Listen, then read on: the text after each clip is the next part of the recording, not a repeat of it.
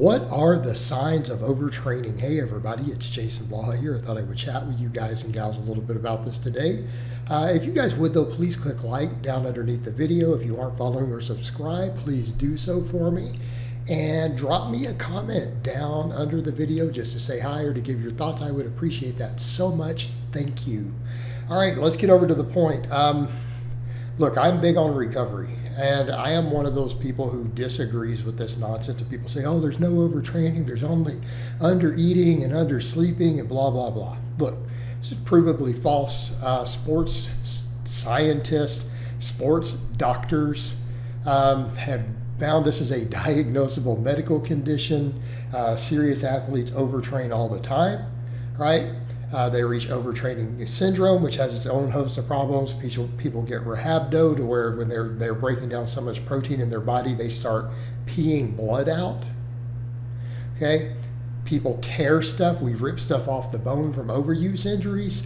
These things happen all the time. So when someone utters that nonsense, they do not know what they are talking about. And it's generally people who every time they start to feel a little overtrained, they just up the dose, bro. They just add another cc to the syringe, add another couple pills to the stack. Okay, that's not an option for everybody. That's definitely not an option for people who are drug-free, and it's not an option for people who want to moderate their use if they aren't drug-free. So you can't just do that. Plus, that sounds good in theory, till something breaks. We come over to that overuse injury side. You can't use that as a solution. You're burning the candle at both ends now. You're like, oh, I'm overtraining. I'm getting overuse signs, inflamed tendons. Let's add a drug to the mix that makes me feel better and stronger so I can push through, and that makes me stronger. Let's just snap some stuff. Bad idea. All right, but back over to the point. What are the signs and symptoms of overtraining? Some of it, general lethargy, general fatigue, right? That's one of the things you're going to notice. You're just not feeling your workouts, okay? This is your nervous system kind of telling you it might be time to consider backing down a little bit. And I'm not telling you to deload. I'm not a fan of deloads. I'm telling you need to cut your volume and your intensity here. But that's usually a giveaway. You're starting to get real stale in those workouts. Even if you change something, oh, let's change some exercises, you're still there. You don't get a pump as easily anymore. Coming in, you don't get a good pump. You don't feel the muscles the same. Those are big signs, all right? How about we start getting increased DOMs on the same programming? So that's a big one. And I usually tell people DOMs themselves, too regularly or really serious DOMs, is a sign that your programming itself isn't ideal. You might want to fire your coach. So one of the things to think about with this is, even if you get a little bit of DOMs every now and then, okay, but all of a sudden you didn't change the program. You're doing the same work, same intensity, same volume, and you start getting more and more DOMs. All right, this is a problem.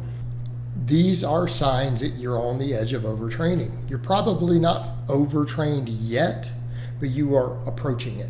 It is time to consider scaling back a little bit what you're doing. All right, as it progresses and gets worse, what are you going to notice? All right, some other things. You're going to notice more inflammation around tendons and joints. Right, you're going to have tendons that hurt more than usual. Right, this is signs of overuse, localized overuse. Again, byproduct of certain aspects of overtraining. So definitely localized overuse. Your patellar tendons hurt, maybe your elbow tendons hurt. Things start to hurt. Joints start to hurt a little more, and you're starting to notice it. All right, to the point where you're like, man, maybe I should put some sleeves or some wraps on it. Bad idea, by the way. Worst habit people have ever come up with. This is, again, how we end up snapping stuff. All right, these are giveaways. This is a sign that there's problems. What we start seeing next beyond that, all right, immune system starts to go down. You get colds easier because overtraining will compromise your immune system. All the elevated cortisol will compromise your immune system. You're going to start sleeping less. You're going to start experiencing insomnia at night.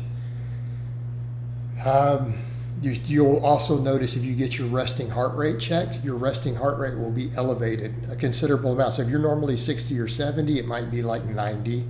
85, something like that. Your resting heart rate will go up. At the most extreme ends, you will start getting muscle cramping at night. When you are trying to sleep at night, things like your hamstrings or your lower back will start cramping and wake you up in the middle of the night. Okay? You will also, around the time you start getting those cramps, you will absolutely see a decline in strength. Meaning, no, you won't just stall, because stalls happen.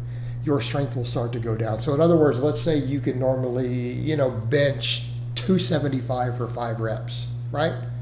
Let's say that's like a really heavy solid work set for you. Or you can do, 225 for 10 to 12 reps.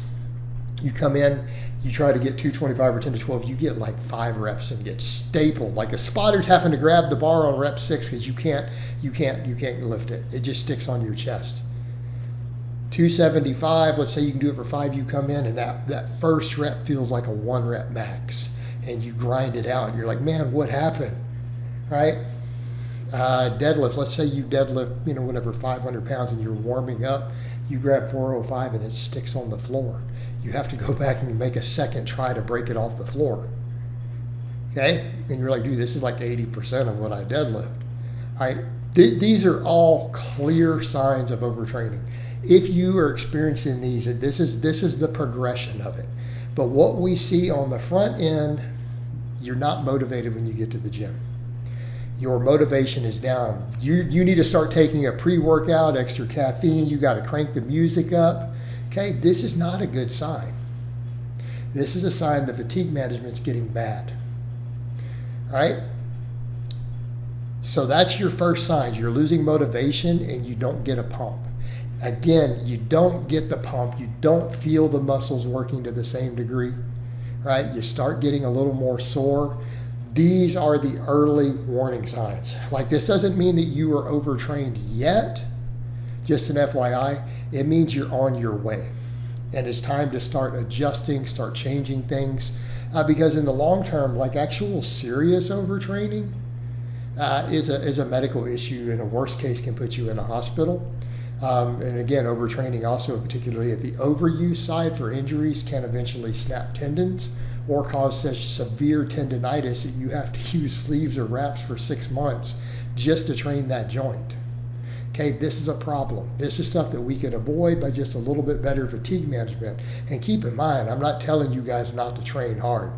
You guys see me squatting 500 pounds as a 48-year-old man. Believe me, I believe in hard training. But your body has limits and you have to respect them. And if you don't respect those limits, your body will make you respect them, whether you want to or not.